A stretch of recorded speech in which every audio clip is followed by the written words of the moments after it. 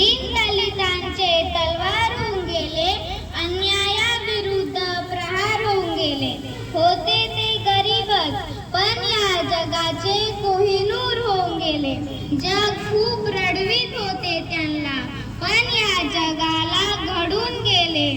अरे यांना कसं कळत नाही, वर्गाच्या बाहेर बसून सुद्धा त्यांनी या भारताचे संविधान लिहून गेले. डॉक्टर बाबासाहेब आंबेडकरांचा जन्म मध्य प्रदेशातील महू या गावी 14 एप्रिल 1891 रोजी झाला. त्यांचे वडिलांचे नाव रामजी व त्यांचे आईचे नाव भीमाबाई होते. त्यांना वाचन संविधानात निवृत्तीने आसमंत ठरला.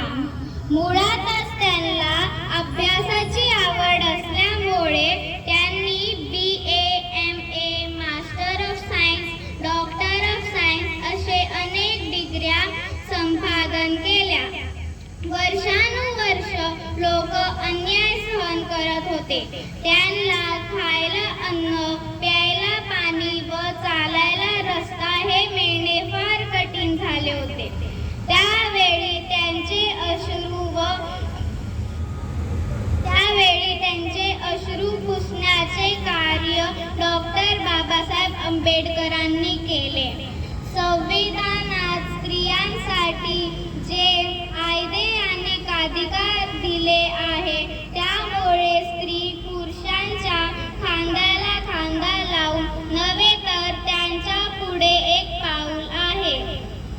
कोणाला तर हेही माहिती नाही की डॉक्टर बाबासाहेब आंबेडकर कोण आहे व त्यांनी काय केलंय.